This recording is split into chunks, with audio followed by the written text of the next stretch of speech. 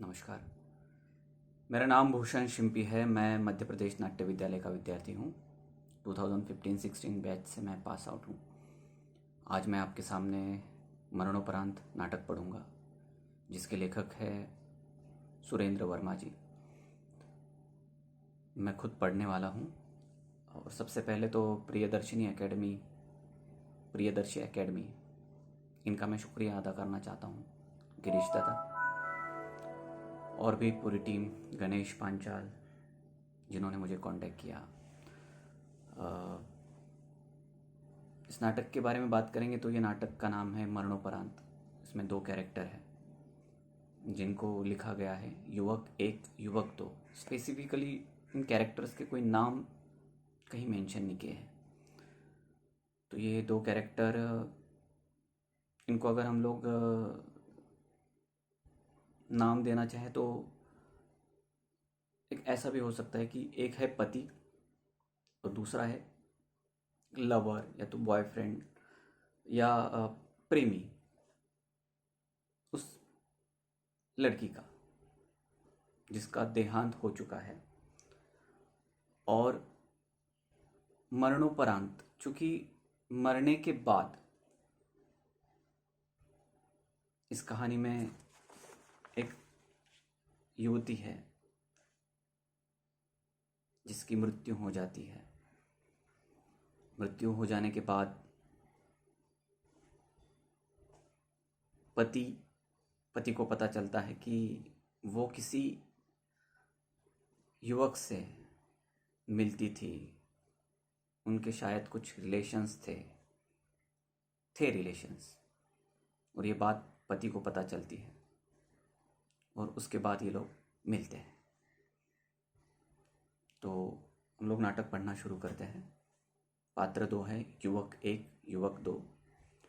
स्थान है समुद्र किनारा। वक्त है ढलती दोपहर।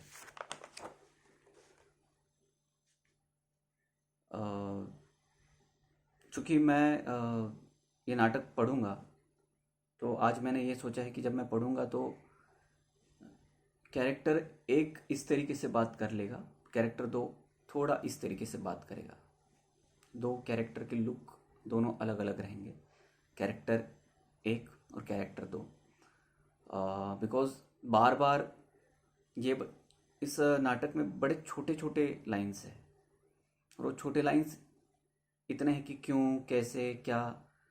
तो हर बार मैं अगर बीच बीच में पहले युवक ने ये कहा, दूसरे युवक ने ये कहा, इस तरीके से बताऊंगा तो शायद सुनने का फ्लो थोड़ा आपका कम हो जाएगा। उतना डिस्ट्रैक्शन काफ़ी होगा, समझ में नहीं आएगा कि क्या, किसने क्या कहा, स्टोरी कहाँ चल रही है। तो मैं कोशिश करूँगा कि इन दोनों कैरेक्टर्स के आवाज़ भी थोड़े अलग लगाऊं, थोड़ा लुक भी मैं देते रहूं, तो शायद आपको उसमें पता चल जाए कि ये लाइन किसने कही है, कैरेक्टर 1 ने कही है, युवक 1 ने कहा है, या युवक दूसरे ने कहा है। तो पढ़ता हूँ कि सेट डिज़ाइनिंग के बारे में, इसके बारे में ये जो स्थान दिया है वो है कि नेपथ्य में तेज हवा, समुद्र की लहरों के किनारे पर टकराने की आहट,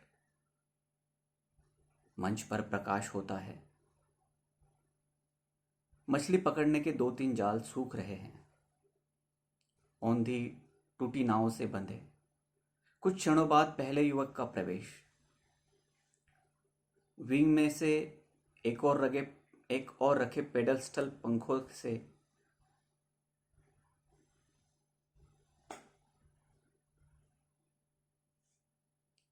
विंग में एक और रखे पेडल स्टल पंखों की तेज हवा में उसके बाल बिखर रहे हैं।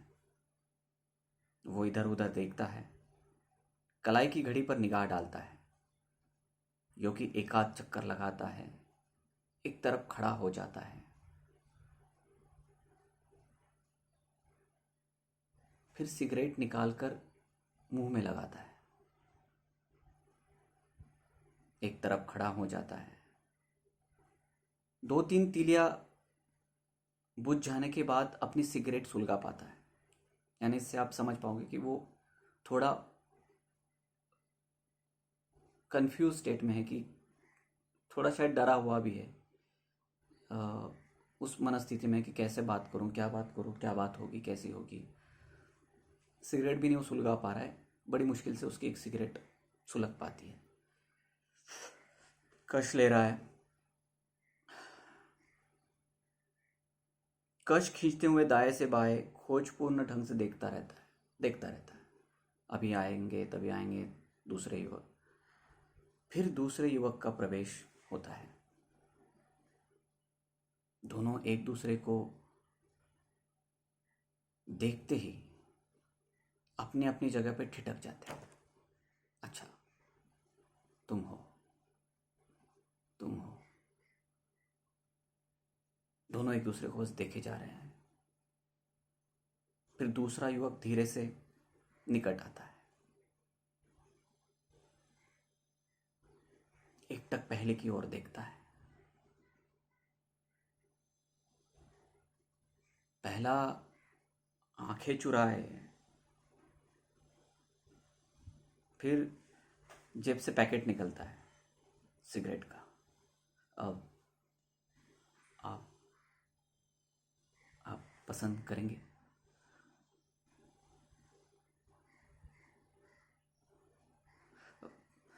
ऐसे पीते तो नहीं है शायद आप, लेकिन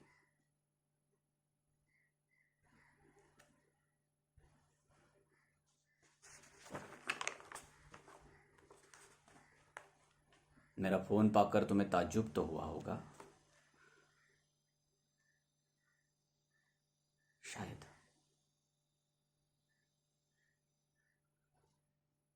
इसके पहले कभी देखा है तुमने मुझे? सिर्फ 2-3 तस्वीरों में। वैसे पिछले 5-6 दिन से मैं खुद ही सोच रहा था कि कि पूछूं कैसे हुआ।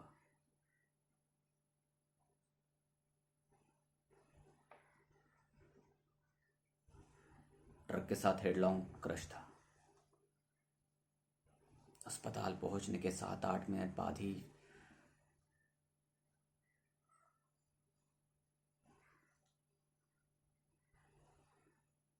आखिरी वक्त कुछ कहा उसने।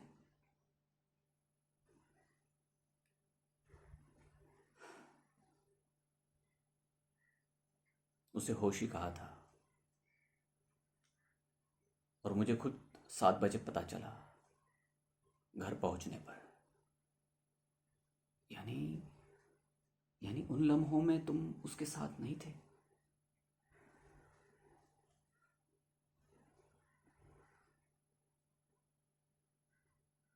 तुम्हें कब पता चला? 2 दिन बाद। कैसे? दफ्तर में फोन किया था। क्यों? ओह, गलत सवाल। क्योंकि पिछले दिन मिलने की बात हुई थी और वो नहीं आई थी। फिर फिर एक्सीडेंट की 1 लाइन की खबर मिली। फिर कैसा लगा? अफसोस तो हुआ होगा। दिल बहलाने को एक चीज मुफ्त में हाथ से निकल गई। अरे, शर्म नहीं आती तुम्हें? जो इंसान चला गया उसके लिए ऐसे।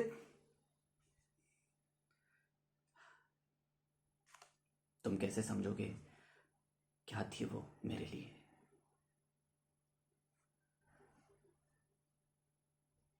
तो तुम मिलना चाहते थे मुझसे, हाँ? हाँ।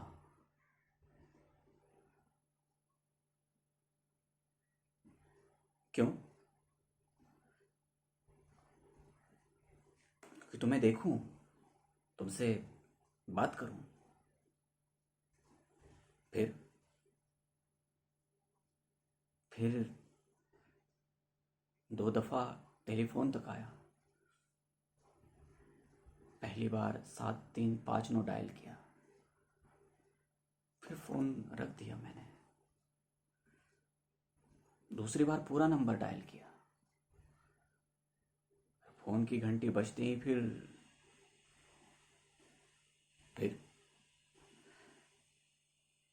लगा कि पता नहीं तुम किस तरह से लोगे इस चीज़ को। डर। हम्म। अब पूरी तरीके से डर नहीं, लेकिन कुछ समझे न जाने की या गलत समझे जाने की जोखिम और हो सकने वाले ना उम्मीदी का बोझ।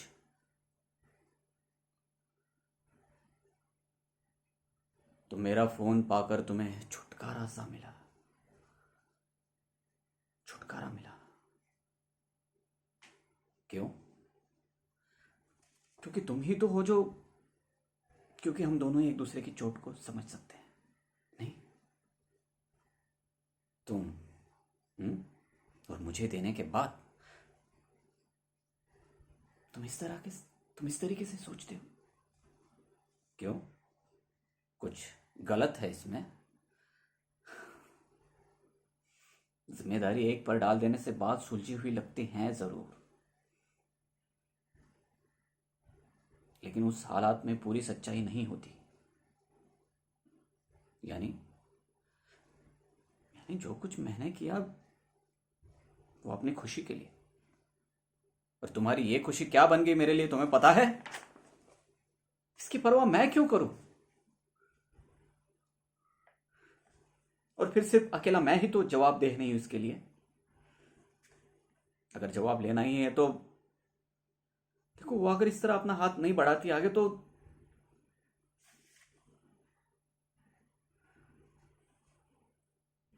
मेरा फोन पाकर तुम्हें ताज्जुब नहीं हुआ?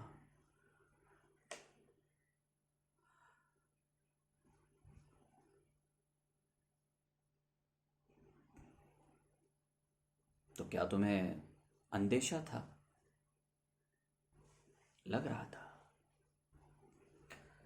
कि कहीं ना कहीं कुछ ना कुछ ऐसा जरूर छूट जाएगा जिससे हम्म, उसके पर्स में से एक मखमल की डिब्बी निकली, जिसमें जड़ाऊ कफलिंग जिसमें जड़ाऊ कफलिंग जिसमें जड़ाऊ कफलिंग कागज़ के एक टुकड़े पर तुम्हारे इनिशियल्स कागज़ के एक टुकड़े पर तुम्हारे इनिशियल्स के साथ सालगिरह की मुबारकबाद। उसके दराज में एक डायरी थी, एक फ़ोन नंबर बिना नाम का। डायरेक्टरी में देखा तो पूरा पी और एम पूरे खुल गए।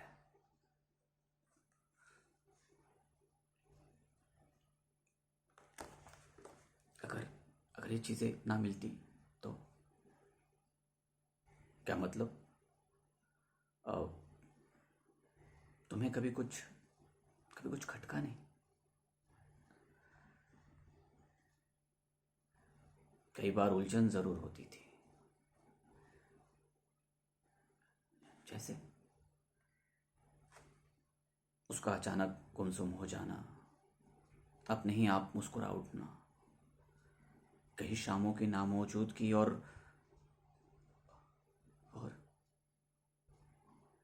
वो बड़ी सर्द हो गई थी। कब से कब से था ये सिलसिला? सवाल पहले मैंने पूछा है, लेकिन जानने मैं आया हूं। 1 साल से थोड़ा थोड़ा कम। पहली मुलाकात मेरे ऑफिस का रिनोवेशन होना था, तो मैंने इंटीरियर डेकोरेशन के लिए जगह दिखलाई। फिर बजट और प्लानिंग पर बातें हुई। फिर उसकी फर्म ने मेरा असाइनमेंट पूरा किया। हम्म फाइनल पेमेंट मिलने के एक हफ्ते बाद ही हमारी मुलाकात हो गई थी। कहा, चर्च गेट पर। तो फिर हमने कॉफ़ी पी बेम्बोली में, कोना कॉफ़ी चीज़ सैंडविच के साथ। इसके लिए कहा किसने था? जाहिर है मैंने ही। और उसने एकदम हामी भर दी। एक बार भी ये नहीं कहा कि उसे देर हो रही या फिर कुछ और काम है। नहीं। फिर अगले हफ्ते मैंने फ़ोन किया कि मेरे पास इरोस के फिल्म की एक टिकट एक्स्ट्रा है। किसी दोस्त के लिए मंगाई थी, लेकिन उन्हें अचानक कहीं बाहर जाना पड़ा। अगर आपके पास वक्त है, अगर आपकी दिलचस्पी है तो उसने कहा उसे खुशी होगी। पहली मर्तबा उसका हाथ वही थामा था।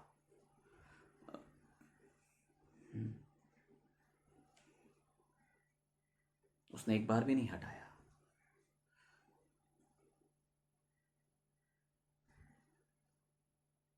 तुम लोग कहाँ बैठते थे?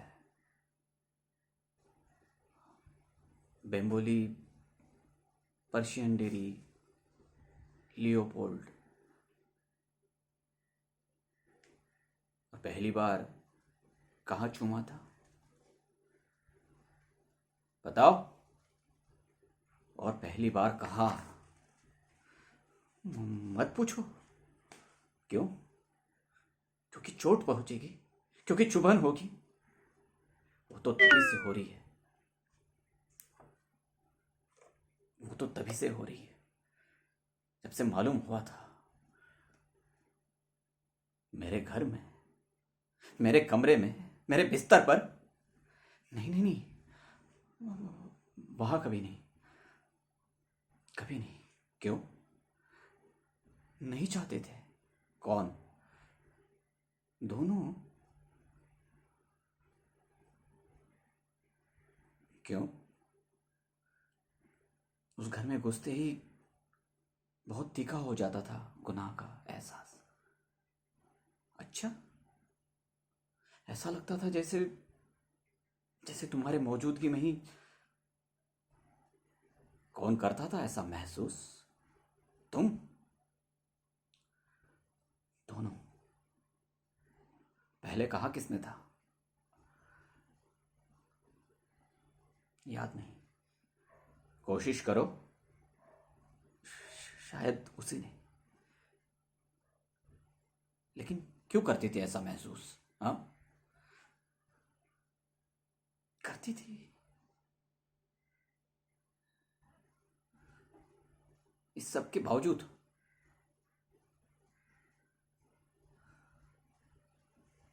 इसी वजह से।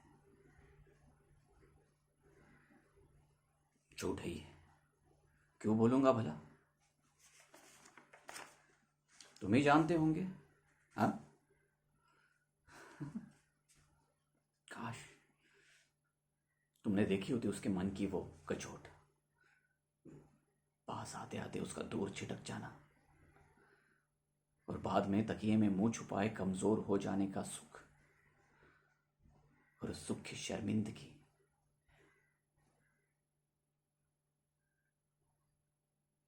उसे तुम्हारा बहुत ख्याल रहता था। वो हमेशा तुम्हारे बारे में ही बातें किया करती थी। तुम्हें परकोलेटर की कॉफी बहुत पसंद है। सब्जी में तुम्हें प्याज अच्छा नहीं लगता। तुम मिठाई के लिए एलर्जिक हो। बर्फ का पानी पीने से तुम्हारा गला खराब हो जाता है। कभी कभी तो ऐसे लगता था जैसे जैसे सजा दे रही हो मुझे। और तुम इतना भी नहीं सहन कर पाते थे, क्योंकि बात साफ साफ उसके और मेरे बीच की थी। तो मेरा रिश्ता क्या था उसके लिए? अरे इतना ही घमंड है अपने रिश्ते पर, तो क्यों ना उसकी जंजीर बना के उसे अपने पैरों में रख लेते।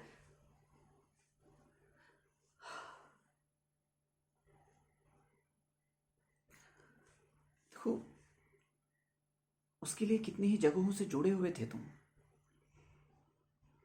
हम बेरीज नहीं जाते थे क्योंकि वहां की पेस्ट्री तुम्हें बहुत पसंद है। लॉन्ग ड्राइव के लिए पूना रोड नहीं, डूबता सूरज देखने के लिए जुहू नहीं, रेनदेव नहीं क्योंकि वहां तुमने प्रपोज किया था। कौन नहीं जाना चाहता था? हम दोनों। क्यों? उसे लगता था कि जैसे उसके पहले का तजुर्बा झूठा हो जाएगा। और तुम? क्योंकि वो डूब नहीं पाती थी साथ में। चलते हिंडोलों की तरह ध्यान हमेशा एक बार इस तरफ एक बार उस तरफ। तुम हमेशा मौजूद रहा करते थे कहीं ना कहीं। उसके साड़ी के पल्लुओं पर तुम्हारे उंगलियों की छुअन, अंधेरे में तुम्हारे दबे पांव चलने की आहट, बंद खिड़की के पीछे तुम्हारे आंखों की चिंगारी। तो मैं उन लम्हों में कभी जज्ब नहीं हो पाया। हमेशा रहती थी ये चुभन की तुमने कल रात को उससे छुआ था, तुम आज रात को फिर उससे।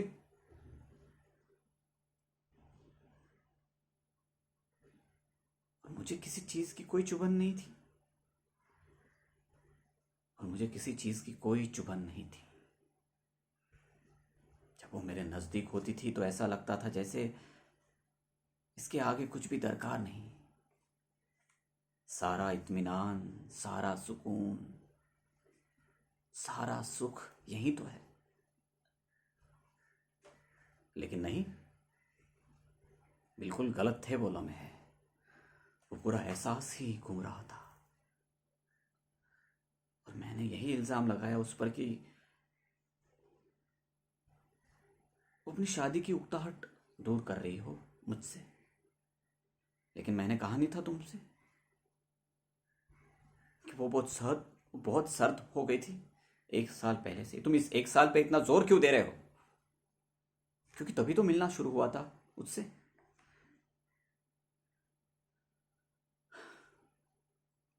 पिछले कुछ दिन जब बार बार ये शक डंक मारता था, जब आगे बढ़ा हुआ हाथ यूं पीछे चला आता था कि जैसे उसने अपने लंबे घुंघराले बाल नहीं, सांप की छोड़ी हुई कैंचोल छुई हो।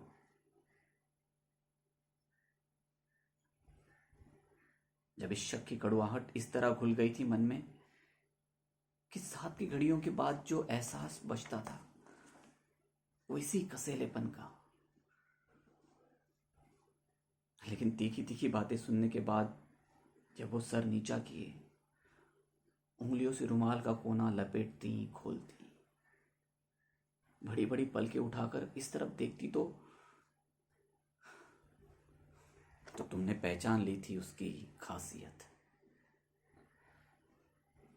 दरअसल सबसे पहले जिस चीज ने मुझे उसके पास खींचा था वो यही नजर थी।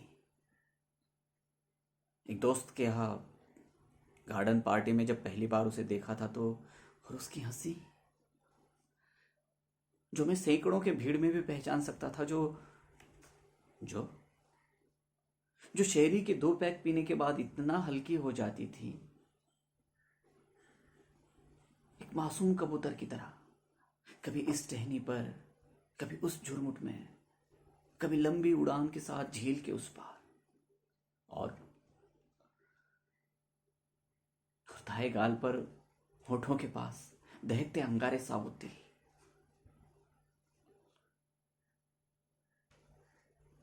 तुमने उसे कहीं उस तरह से तो नहीं लिया? मतलब सस्ते ढंग से लिया होता तो शादी की बात होती, कभी हुई थी? क्यों ना होती? वो कोई जिंदगी थी आखिर। हमेशा छिपे हुए, सहमे हुए, कहीं कोई देख ना ले, कहीं कोई मिल ना जाए, कोई तुम्हें बता ना दे, और लगातार छीलती हुई वो गुनाह की खराश मुझसे नहीं सहा जाता था। पिछली गली का सन्नाटा और धुंध। मुझे साफ आसमान चाहिए, चमकती धूप, और उसने क्या कहा? उसने कहा, मुझे सोचने की मोहलत दो थोड़ी, और 3 बार वक्त भी लिया, लेकिन फैसला कुछ नहीं कर पाई। क्यों? क्योंकि दोनों ही रिश्ते में वो अभी वहां तक नहीं पहुंची थी जहां, क्योंकि तुमको लेकर अभी भी वो अपने मन में एक कमजोरी पाती है। कम से कम चोट देने की ताब जुटा पाना भी बहुत मुश्किल बात थी उसके लिए, तुम्हारे लिए। जो कि बीते दिनों के खातिर मुझे नहीं चाहिए किसी की दया। भिखारी नहीं हूं मैं कभी नहीं समझ पाया कि हमारे बीच में सब कुछ कैसे नामालूम ढंग से बुझ गया है। अच्छा, अच्छा, अगर हमारा बच्चा होता एक तो क्या कुछ फर्क पड़ सकता था? अगर फर्क पड़ना होता तो कोई दलील ही क्यों देती कि वो बनना नहीं चाहती थी कभी भी। ये तुम्हारे लिए पहला कुछ पल खिटका रहता है, हाथ बढ़ाकर ले लेता है।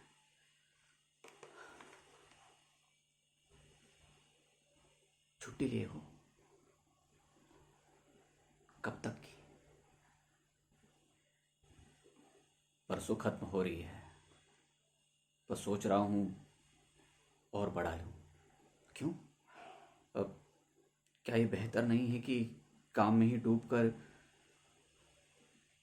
मैंने भी छुट्टी ली थी, लेकिन खालीपन इस तरह छा जाता है दिलो दिमाग पर कि यादों के दबाव से नसें फटने लगती है।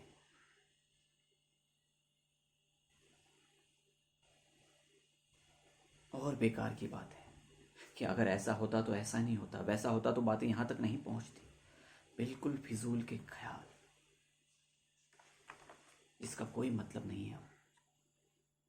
इसलिए अब दिन भर काम, देर रात तक कोई रेस्तोरां, और फिर बिस्तर।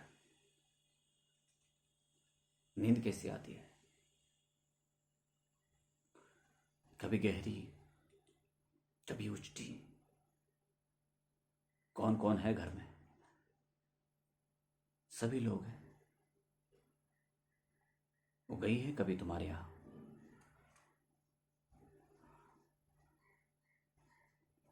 इसीलिए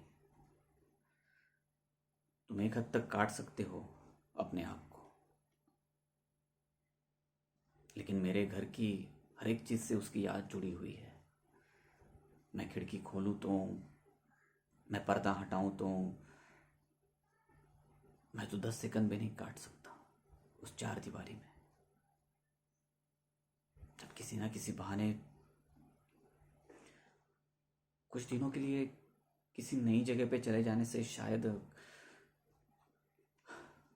निकल रहा हूं। आज शाम को ही। कहाँ? 2-3 नाम बताए थे, जहाँ की भी बात मिल जाए। कब तक? 2-3 हफ्ते। अगर ये सच्चाई बर्दाश्त हो गई तो वापस आ जाऊंगा, वरना कहीं और तबादला कर लूंगा।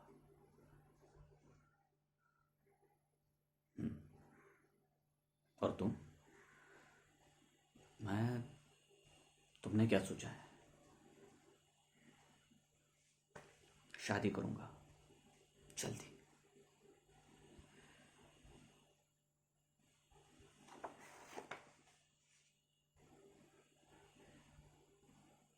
पिछले 3 दिन से मैं बराबर सोचता रहा हूं कि मान लो ये डिब्बी या कोई और भी चीज नहीं मिलती, इस बारे में मुझे कुछ मालूम ही नहीं पड़ता, तो मैं बराबर यही समझता रहता कि उसके होते हुए सब कुछ ठीक है, ठीक था। तो क्या गलत हो जाता इसमें?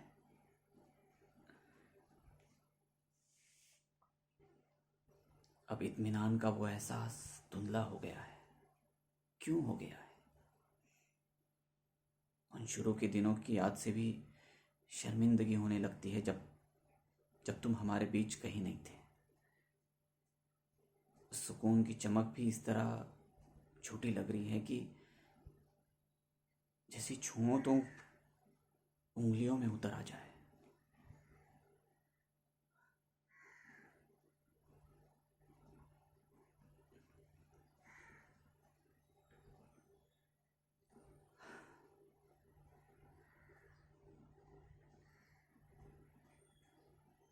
क्षण भर ठिठका रह जाता है,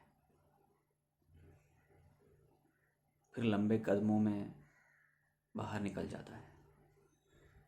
पहला चेहरे पर तनाव के साथ उसकी दिशा की ओर देखता है, फिर हाथ की डिब्बी की ओर एकाएक डिब्बी एक और उछाल देता है। नेपथ्य में छपाक औंधी नाव के सहारे टिककर खड़ा रहता है। लहरों के टकराने की आवाज और तेज हवा। मंच का प्रकाश धीरे धीरे मंद होने लगता है।